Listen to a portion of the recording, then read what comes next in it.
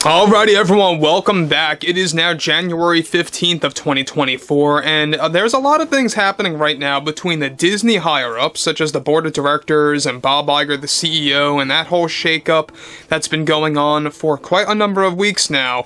In fact, there's a couple of board members that really are fed up with Bob Iger's direction with shoving DEI into many of the upcoming Star Wars projects, Marvel projects, and just Disney flat out in general. Now, we all know that Deadpool 3 is the one movie that Disney is placing all their bets on. They are really viewing this movie as their saving grace for 2024 to make a decent profit when it comes to the movie theaters. This is Mike Zero. Subscribe if you're new and like this video to see future updates. You can also follow me at Mike01. I thank you also very much for the great and kind support. So one thing about this film is that the main selling point has a lot to do with Hugh Jackman's return as Wolverine in the upcoming Deadpool 3 film that's being led, by the way, by Ryan Reynolds, Rhett Reese, and Paul Wernick, along with director Shawn Levy. You know, all four of those individuals are really trying their absolute best to shape this movie up to become a very attractive MCU feature. That's what they really want to do, and Disney keeps getting in the way of the third act of this movie. So, still to this very moment, they are trying to get filming done by the very end of this month, but it's looking more to be around the early portion of February, maybe the middle of next month, at the latest at this point. It could even be longer if the drama continues. Now, on top of all of this, what's really intriguing has a lot to do with Hugh Jackman's overall stance against Bob Iger and Disney in general when it comes to all the Deadpool 3 drama, as it does involve him to a degree now. Now, with the Deadpool 3 drama only getting worse for those like Bob Iger and the rest at Disney like Kevin Feige of Marvel Studios, one major development has to do with actor Hugh Jackman and his recent issues with Disney. A significant update to the Deadpool 3 issues actually involves two key scenes that were recently cut for the Wolverine character that was approved by Bob Iger and pressured on director Shawn Levy to take out two very expensive scenes featuring Wolverine that were all partially shot. The scenes that ended up getting axed by Disney abruptly consisted of two that were only partially shot and had much more work to be done that would require pickup shots later in the March area, after principal photography would wrap by next month the latest, that were planned, of course, by Ryan Reynolds, Paul Wernick, and Rhett Reese. Now, Jackman was reportedly very upset and angered over Iger's decision to pull two incredible scenes out of the picture, one of which involved a very brutal scene, mind you, during the Vietnam War that was going to serve as a flashback that was going to be Ryan's way of retelling what was previously done in X-Men Origins Wolverine. With the R rating, of course, the scene was going to be very much featuring Wolverine actually striking down several soldiers on the battlefield, and was considered to have tons of violence that Iger and the rest of Disney eventually felt was way too excessive, even for an R-rated film.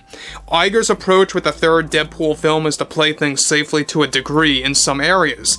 The other scene that was partially shot and still required 4 more weeks of shooting as of last week involved Wolverine in another war. This was going to be set on the Normandy landings to focus on D-Day. Once again, writers Ryan, Paul, and Rhett wanted to redo Wolverine's life, going through wars in his life in a more specific and grounded format that would really show fans what kind of a horror and hell Wolverine went through in his life that was only mildly touched on in the 2009 Origins film. Now, this too was recently axed by Bob Iger. The scene involved violence very similar, if not more intense, than Saving Private Ryan, and was going to be very serious as a scene to explore Wolverine's backstory as a soldier. Now, though shockingly in these war scenes, Liev Schreiber was going to appear alongside Wolverine as Sabretooth. Ryan, of course, wanted to encase these sequences as a retelling of the ones done in Origins Wolverine, as Ryan was very upset with that direction of the film, in a more violent and serious matter that would dive into, of course, all of this longer in the first act of the film to set up Wolverine as a soldier once more.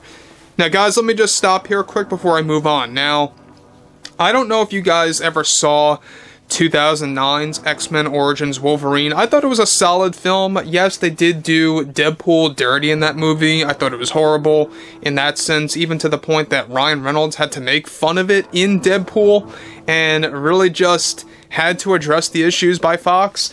But what's interesting about this is here you have Ryan really trying to course correct what could have done, or what could have been done in a more better way in X-Men Origins Wolverine. So basically they wanted to explore the wars that Wolverine actually went through in his life in Deadpool 3 to kind of set up the character's backstory.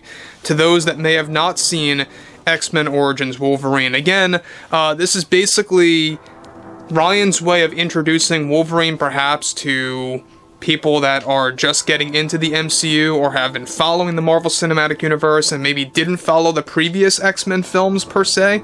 So he wants to attract as many fans and new fans as possible to really boost the familiarity of Wolverine's backstory. Because we all know that Origins Wolverine, you know, it didn't get the traction that it really was aimed for by Fox at the time. So what's interesting about this further is that on top of this, it's also described that these tales were going to eventually connect to an element of the multiverse. So it's hard to tell if this is the same Wolverine from X-Men Origins or not.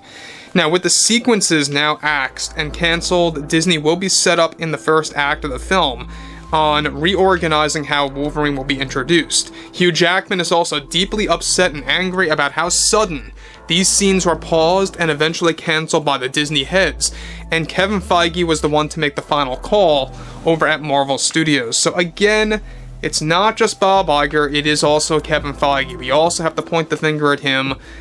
He's been making very bad decisions lately. If I were Kevin Feige, I would really know exactly what kind of scenario he's in right now, especially after the Marvel's box office disaster.